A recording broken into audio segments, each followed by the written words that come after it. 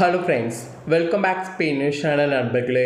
இப்போ காலையிலேருந்தே பார்த்தீங்கன்னு வச்சுக்கோங்களேன், ஒரு காட்டு தீ போல ஒரு முக்கியமான விஷயமானது பரவிட்டுருக்கு. வாங்க அது என்னங்கிறத பார்க்கலாம். திமுகவுடைய கூட்டணியில் இருக்கக்கூடிய தேமுதிகவின் பொதுச் செயலாளர் பிரேமலதா முன்னாள் முதல்வர் மு.க. ஸ்டாலினை நேரில் சென்று சந்தித்துள்ளார். அதுதான் இப்போ காலையில் ரொம்ப தீவிரமாக பரவிட்டுருக்கு.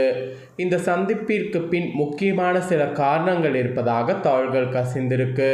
வாங்க அது என்ன தகவல்கள்ங்கிறத பார்க்கலாம். கடந்த சில ஆண்டுகளாக திமுக மெகா கூட்டணிக்கு ஏறுமுகம் என்று சொல்லலாம். நாடாளுமன்ற தேர்தல், உள்ளாட்சி தேர்தல், சட்டமன்ற தேர்தல் என வரிசையாக அத்தனை களங்கள்லேயும் இந்த பிரம்மாண்ட கூட்டணி எதிரிகளை துவம்சம் செய்து அசைக்க முடியாத ஒரு சக்தியாக உருவெடுத்தது. இந்த சக்தியை உடைக்கக்கூடிய வகையில் 2026 தேர்தல் நெருங்கக்கூடிய வேளையில் கூட தேமுதிகவும் திமுகவின் கூடாரத்திற்குள் தஞ்சம் புகுந்தது. இனி இவர்களை யாராலும் வீழ்த்த முடியாது என்றே அரசியல் விமர்சகர்கள் கணக்கு போட்டனர். ஆனால் 2026 தேர்தல் முடிவுகள் அந்த அத்தனை கணக்குகளையும் சுக்குநூறாக உடைத்து தமிழக வரலாற்றிலே இல்லாத ஒரு மாபெரும் அரசியல் நிலநடுக்கத்தை ஏற்படுத்தியிருந்தது. அது அனைவருக்குமே தெரியும் என்ன அப்படிங்கிறது. தேர்தல் முடிவுகள் வெளியான போது அறிவாலயம் அதிர்ச்சியில் உறைந்தது. கடந்த முறை அசுரபலத்தோடு ஆட்சியில் இருந்த திமுக கூட்டணி வெறும் 73 இடங்களை மட்டுமே பிடித்து சுருண்டது. மறுபுறம் திரையுலகிலிருந்து அரசியல் களத்திற்குள் சீறி பாய்ந்த நடிகர் விஜயின் தமிழக வெற்றி கழகம் தனித்து களம் கண்டு 108 இடங்களை கைப்பற்றி அரியணையை தட்டி பிடித்தது. தாவேகாவிற்கு பெரும்பான்மை கிடைக்காத நிலையில் தமிழக அரசியலில் அடுத்த அரங்கேறிய கூத்துக்கள் தான் அரசியலில் நிரந்தர நண்பனும் இல்லை எதிரியும் இல்லை என்ற பழமொழியை மீண்டும் நிரூபித்திருந்தது. தோல்வி முகம் காட்டிய அடுத்த கணமே திமுகவின் கொள்கை கூட்டணி கோட்டை பலவீனமடைய தொடங்கியது. முதலாவதாக அகில இந்திய காங்கிரஸ் கட்சி சட்டென திமுகவின் கையை உதறிவிட்டு புதிய ஆளுங்கட்சியான தாவேகாவின் பக்கம் தன் பார்வையை திருப்பியது.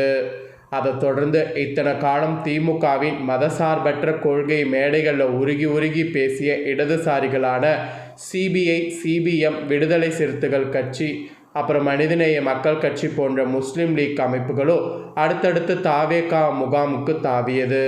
தற்போது வைகோவின் மதிமுகவும் தாவேகா ஆட்சிக்கு ஆதரவளிப்பதற்கான இறுதிக்கட்ட பேச்சுவார்த்தையில் இருப்பதாக தகவல்கள் கசிந்தது. ஒரே ஒரு தோல்விக்காக இத்தனை காலம் கட்டி காத்த கொள்கை கோட்பாடு அனைத்தையும் காற்றில் பறக்க விட்டுவிட்டு புதிய அதிகார மையத்தை நோக்கி ஓடக்கூடிய இந்த கட்சிகள் சந்தர்ப்பவாத அரசியல் தமிழக மக்களிடையே கடுமையான விமர்சனங்களை எழுப்பியுள்ளது என்பது குறிப்பிடப்படுது. கூட்டணி கட்சிகள் இந்த ஒட்டுமொத்த துரோகத்தால் கொதிப்படைந்த திமுக தலைமை இனி யாருக்காகவும் வளைந்து கொடுக்கக்கூடாது என்ற முடிவுக்கு வந்திருப்பதாக தெரிய வந்திருக்கு. சமீபத்தில் திருவாரூரில் நடந்த கட்சி நிர்வாகிகள் கூட்டத்தில் பேசிய திமுக தலைவர் மு.க. ஸ்டாலின் தன் தந்தை கருணாநிதி பாணியை நினைவு கூர்ந்தார். கருணாநிதி ஒருபோதும் கூட்டணியை முறிக்க தொடங்க மாட்டார், அதே சமயம் வெளியேறுபவர்களை தடுக்கவும் மாட்டார். இது அவர் சூட்சமாக குறிப்பிட்டிருக்கிறார். இனி வரக்கூடிய காலங்களில் திமுக தன் சொந்த பலத்தில் மட்டுமே களம் காண வேண்டும் என்ற பொதுமக்களினுடைய எண்ணத்தை நாம் பரிசீலிக்க வேண்டும் என தனித்து போட்டி குறித்தான அதிரடி சிக்னலை கொடுத்திருக்கிறார். ஆனால் கிளைமேக்ஸ் இத்துடன் முடியவில்லை. சென்னை திரும்பிய ஸ்டாலினை தேமுதிக பொதுச் செயலாளர் பிரேமலதா விஜயகாந்து, மாநிலங்களவை எம்பி சுதீஷும் திடீரென நேரில் சந்தித்து பேசியிருக்கின்றனர்.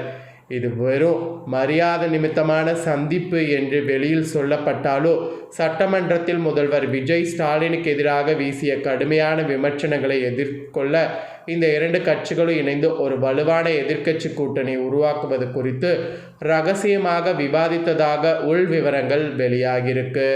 ஸ்டாலின் தனித்து போட்டி என்று முழங்கிய அதே வேளையில் தேமுதிகவுடன் நடத்திய இந்த திடீர் ஆலோசனை கூட்டம் கோட்டையை மீட்டெடுக்க அறிவாலயம் போடக்கூடிய அடுத்த மாஸ்டர் பிளான் என்ற பெரும் ஒரு விவாதத்தை இப்போ காலையிலேருந்து கிளப்பியிருக்கு. ஸோ இந்த மாதிரி கிளம்பி இருக்கிறது எந்த அளவுக்கு உண்மை அப்படிங்கிறது அதிகாரப்பூர்வமாக தெரிய வரல. ஆனால் இப்போ இந்த மாதிரி ஒரு நியூஸ் கிளம்பியிருக்கு அப்படிங்கிறது மட்டும் தெரிய வந்திருக்கு. ஸோ இதை பற்றிய உங்களுடைய கருத்து என்ன அப்படிங்கிறத கண்டிப்பாக கமெண்ட் பண்ணுங்கள். இதனிடையே பார்த்தீங்கன்னு வச்சுக்கோங்களேன், இன்னொரு நியூஸும் வெளியாகிருக்கு. அது நேற்று நடந்த ஒரு நியூஸுங்க. நேற்று சிஎம் பார்த்தீங்கன்னு வச்சுக்கோங்களேன், 50 கிலோமீட்டர் ஓடுவார்னு நினச்சோம். ஆனால் மாரத்தானில் ஓடிய வீராங்கனைகள் அவருடைய ஓட்டத்தை பார்த்து நெகிழ்ச்சியோடு சில விஷயங்களை இப்போ சமூக வலைத்தளங்களில் பகிர்ந்துருக்குறாங்க. அதுவும் இப்போ ட்ரெண்டிங்காக பரவிட்டுருக்கு. வாங்க அது என்ன அப்படிங்கிறத பார்க்கலாம். ஸ்டார் ரன் ஸ்டாப் பிரேக்ஸ் என்ற பெயரில் தமிழ்நாடு விளையாட்டு மேம்பாட்டு ஆணையம் நேற்று காலை நடத்திய மாரத்தான் ஓட்டத்தில் தமிழகர் முதல்வர் விஜயும் கலந்து கொண்டிருந்தார். மாரத்தானில் முதல்வரோடு சேர்ந்து கலந்து கொண்ட சில விளையாட்டு வீராங்கனைகள் அவர்களின் அனுபவங்களை இப்போ பகிர்ந்திருக்கிறாங்க. இந்திய கபடி அணியின் பயிற்சியாளர் கவிதா, இவங்களுக்கு வயது 42, தயான்சந்த் விருதை வென்றிருக்கிறார். இவரும் முதல்வரோடு மாரத்தானில் கலந்து கொண்டு முழு தூரத்தையும் நிறைவு செய்திருக்கிறார். முதல்வர் இந்த மாரத்தானில் கலந்து கொள்வார் என எங்களிடம் சொல்லவே இல்லை. அது எங்களுக்கு ஒரு இன்ப அதிர்ச்சி. தமிழகத்தின் முக்கியமான வீரர் வீராங்கனைகள் மாரத்தானை தொடங்கி வைத்து ஓட அழைத்திருந்தனர். முதல்வரோடு சேர்ந்து அதை தொடங்கி வைப்போம் என நினைக்கவே இல்லை. எனக்கு திருமணமாகி 13 வருடம் ஆகிறது. பையன் 8ஆம் வகுப்பு படிக்கிறான். இப்படி நீண்ட தூரம் ஓடிய பல வருடங்கள் ஆகிவிட்டது. மாரத்தானை தொடங்கி வைத்த முதல்வர் 50 மீட்டர் ஓடிவிட்டு நின்று விடுவார் என நினைத்தோம். ஆனால் அவர் ஓடிக்கொண்டே இருந்தார். அவரோடு நானும் எப்படி ஓடினேன் என என்னால் இன்னும் நம்ப முடியவில்லை. அவரின் சிங்கப்பெண் பாட்டு எங்களின் கபடி வீராங்கனைகளுக்கு பெரும் ஊக்கம் கொடுக்கக்கூடியது. இதை பல மேடைகளில் கூறியிருக்கிறேன். படங்களின் வழி பெண்களுக்கு ஊந்துதல் கொடுத்தவர் இப்போது என் அருகேயே இருப்பதால் ஒரு உத்வேகத்தில் உற்சாகத்தில் நானும் ஓடிவிட்டேன். ஓடிக்கொண்டே எங்களோடு பேசவும் செய்தார். என்னம்மா அச்சீவ் பண்ணியிருக்கீங்க, என்ன பண்ணுறீங்கன்னா கேட்டார். இந்திய டீம் கபடி கோச் சார், பிளேயரும் கோச்சாகவும் இருக்கிறேங்க சார், அந்த மாதிரிலாம் சொன்னேன். அதோடு மெடல் வாங்கினது இந்த மாதிரிலாம் ஷேர் பண்ணேன். அதெல்லாம் கேட்டுட்டு அவர் ரொம்ப சந்தோஷம்னு சொன்னார். முதலமைச்சருடன் இப்படி ஒரு மறக்க முடியாத அனுபவம் கிடைக்கும் என்று நினைக்கவே இல்லை. உறவினர்கள் நண்பர்கள் என எல்லோரும் டிவியில் பார்த்துவிட்டு மகிழ்ச்சியில் ஃபோனில் அழைத்து கொண்டே இருந்தார்கள். ஃபோனும் கையுமாக தான் பல மணி நேரமாக சுற்றி கொண்டே இருந்தேன். அந்த மாதிரி மகிழ்ச்சியாக அந்த வீராங்கனை பேசினது இப்போ சமூக வலைத்தளங்களில் வெளியாகி வைரலாக பரவிட்டுருக்கு. அதோடு மாரத்தானில் ஓடிய முதல்வர் இவர்தான் என்ற ஒரு பெயரும் இப்போ ஏற்பட்டிருக்கு. ஸோ இந்த மாதிரி இவர் பண்ணது எந்த அளவுக்கு நெகிழ்ச்சியாக இருக்குது அப்படிங்கிறத கமெண்ட் பண்ணுங்கள்.